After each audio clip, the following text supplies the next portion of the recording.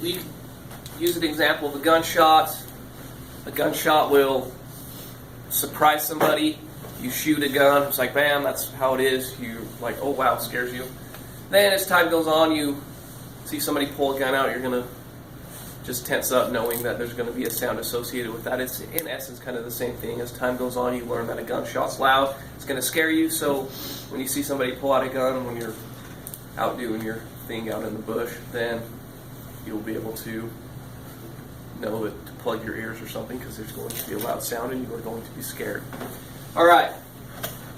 Okay, here's a video, again, that simply describes what is Behavioral taking psychologists place. have come up with new views, not only of animal behavior, but of human nature as well. And these views all concern a process that we take for granted, learning, because we are all truly born to learn.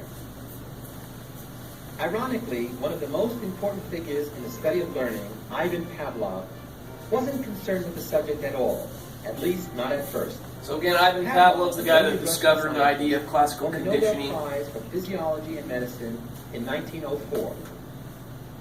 As this original footage shows, Pavlov was initially interested in digestion and the action of the salivary glands. By diverting the saliva of dogs into test tubes, he could precisely measure if and how much they salivated during digestion.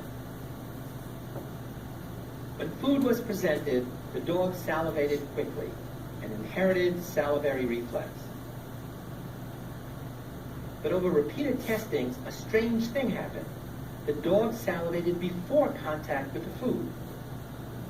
Just the sight of the food was enough to stimulate their drooling. Then, just seeing the food dish, or even hearing the footsteps of Pavlov or his assistants, was enough to trigger this built-in reflex. What was going on to elicit this response?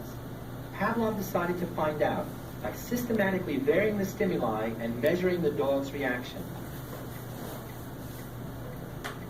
Metronomes, lights, and bells were all used as stimuli, and they all worked as stand-ins for the food.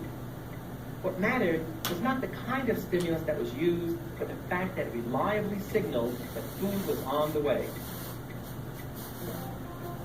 Pavlov had discovered a fundamental type of learning called classical conditioning. An original stimulus elicits an automatic, unlearned response. Both stimulus and response happen naturally. They are unconditioned.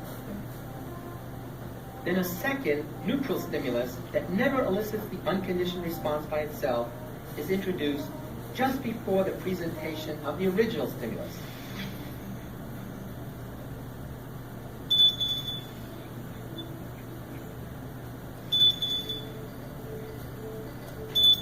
If the neutral or signaling stimulus is presented alone, and a response occurs as if the original stimulus were still there, we say that conditioning has taken place.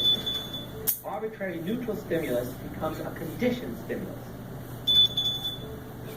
The reverse is also true. Pavlov and others studied the extinction over time of such conditioned responses. The subject learns that the conditioned stimulus no longer signals a desired event.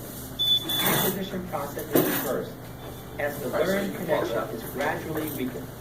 Okay, as you look, does the video help clarify some of that? Yeah. So you see how they show the dog, they ring the bell, nothing happens, they bring food, the dog salivates for the food, then they ring the bell in association with presenting the food, and then the dog drools.